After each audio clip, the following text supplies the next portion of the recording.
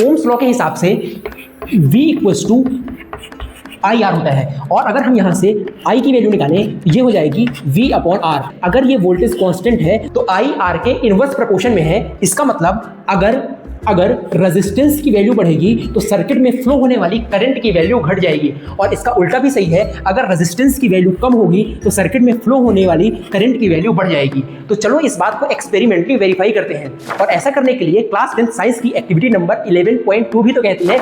इस एक्टिविटी को परफॉर्म करने के लिए सेटअप कुछ ऐसा है। यहाँ पर मैंने बैटरी एलिमिनेटर लगाया है जो 220 वोल्ट AC को 6 वोल्ट DC में कन्वर्ट कर देगा।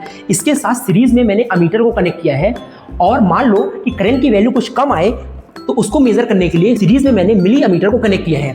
ये यहाँ पर रियोस्टेट है, और यहाँ पर मेरे पास कुछ सामान है, जैसे कि ये LED है, ये कॉपर वायर है, ये 1 ओम का रेजिस्टेंस है। सबसे पहले स्टार्ट करते हैं इस LED से। जैसे ही मैंने सर्किट में इस LED को कनेक्ट किया तो अमीटर में कोई खास डेविएशन हमको देखने को नहीं मिल रहा है। अगर हम मिली अमीटर में देखेंगे तो मिली अमीटर की निडल 4th नंबर वाली लाइन को टच कर रहा है। यहाँ मिली अमीटर में एक डिवीजन 50 मिली एम्पियर का है, और इसमें नंबर ऑफ डिवीजन 10 है। इसका मतलब इस मिली अमीटर का लीस्ट काउंट 5 मिली एम्पियर है। यहाँ पर अमीटर में एक डिवीजन 0.5 एम्पियर का है, और टोटल नंबर ऑफ डिवीजन 10 है, तो 0.5 डिवाइडेड बाई 10, इसका मतलब इस अमीटर का लीस्ट काउंट 0.05 एम्पियर है।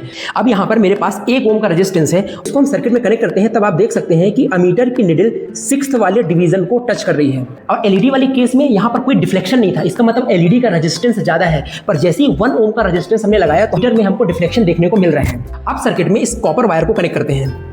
सर्किट पे हम कॉपर वायर को कनेक्ट करते हैं, तब अमीटर की निडल 6th डिवीजन को टच कर रही है। ये मेरे पास नाइक्रोम की वायर है। अब जब नाइक्रोम की वायर को हम सर्किट में कनेक्ट करते हैं, आप देख सकते हैं अमीटर की निडल 5th डिवीजन को टच कर रहा है। तो यहाँ से हमने ये देखा कि जब सर्किट में ये LED कनेक्ट थी तब करंट की वैल्यू कम आ रही थी।